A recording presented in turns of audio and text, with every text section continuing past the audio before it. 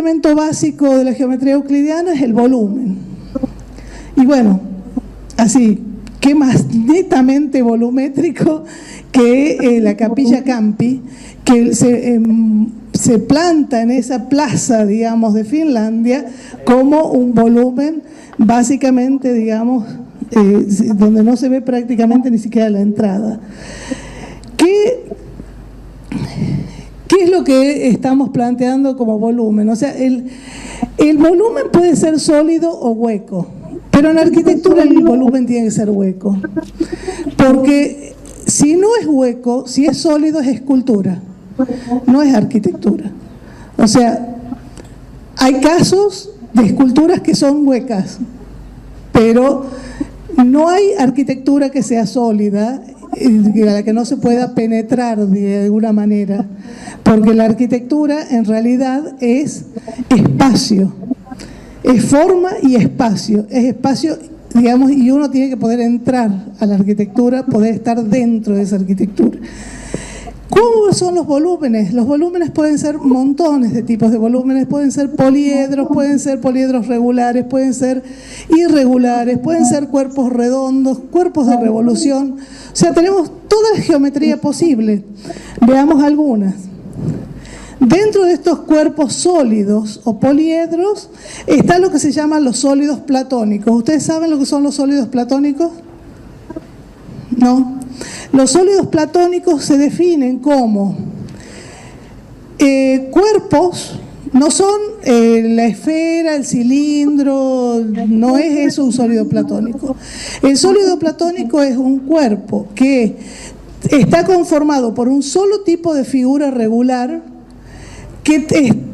cuyas, digamos, y cuyas caras son todas equidistantes del centro. Supuestamente hay solo 5 cuerpos, digamos, sólidos platónicos. Y los griegos, en realidad, primero encontraron 4 y le atribuyeron a cada uno de los sólidos platónicos uno de los elementos en los cuales ellos dividían el mundo. Uno era para aire, otro para fuego, otro para agua, otro para tierra. Y cuando apareció el 5º sólido platónico no sabían qué hacer, le pusieron que era el éter. O sea, y entonces ahí quedó. Pero en realidad los sólidos platónicos, como les digo, son cuerpos que están conformados por un solo tipo de figura y todas las figuras están equidistantes, o sea, todo el centro de las figuras están equidistantes del eje. Son iguales, son todas iguales, o sea, todas las figuras iguales y todas equidistantes del eje. Por ejemplo, tenemos entonces el tetraedro, que es una pirámide triangular de triángulos equiláteros, digamos, cuyas todas sus caras son triángulos equiláteros. El cubo, que por supuesto son 6 lados cuadrados. El octaedro, que son 8 caras de triángulos equiláteros. El dodecaedro, formado por pentágonos. Y el icosaedro, que son 20 lados de triángulos equiláteros. Después tenemos los poliedros irregulares, o sea, eso un poco para que sepa. Y hay montones de cuerpos sólidos, tenemos las pirámides, los prismas. Las pirámides tienen como diferencia de los prismas en que tienen una figura de base y terminan en un punto. Todos los elementos, digamos, terminan en un punto, pueden ser rectas, pueden ser oblicuas, puede, digamos, el elemento principal terminar dentro de la base. ¿Cuándo es recta? Cuando termina el punto en coincidencia con el centro de gravedad de la figura que está, digamos, que hace de base. ¿Cuándo es oblicua? Cuando el punto, la proyección del punto se desplaza del centro de gravedad de la figura. Y lo mismo pasa con el prisma, ¿sí? Y después tenemos cuerpos redondos, que son distintos tipos de cuerpos de revolución que se obtienen girando una figura alrededor de un eje. Veamos. Poliedros. Dentro de los poliedros, el único, no sé el único, en realidad el sólido platónico más utilizado en la arquitectura, casi el único diría, es el cubo. Dentro de esos sólidos platónicos, digamos, acá podemos mostrar el templo unitario de Wright, está generado en función de la idea de cubos y de cuadrados. Y eso está, digamos, planteado en todos los aspectos de la arquitectura, desde la configuración de la arquitectura a los elementos de iluminación. Acá vemos las luminarias diseñadas también por Wright. Esto no es un cubo, pero bueno, no tenía otra. Esto es un prisma casi cúbico, que es la iglesia de Foligno. Parece menos cúbica desde la perspectiva esta, en realidad no es tanta la diferencia entre los lados, ¿sí? Y los cuerpos geométricos generados a partir de estas figuras poliédricas.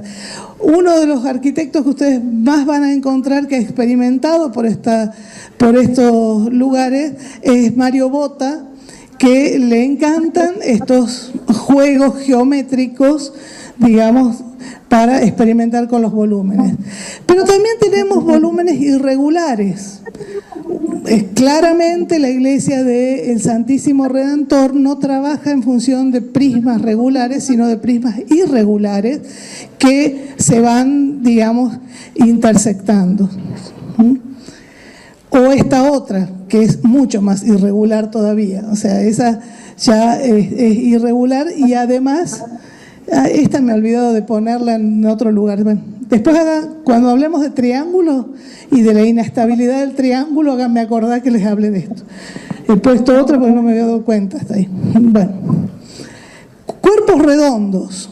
Los cuerpos redondos son generados a partir, digamos, de superficie, a partir de girar los cuerpos de revolución, digamos, están generados a partir de girar alguna figura alrededor de su eje, y los cuerpos redondos se generan a partir de figuras circulares, digamos, o ovoides que se trasladan en altura.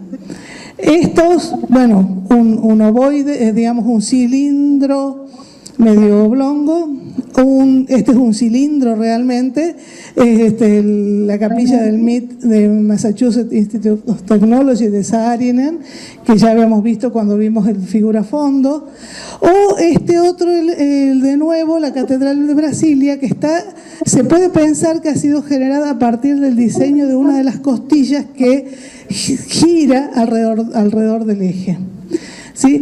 Y todas las cúpulas han sido siempre cuerpos de revolución.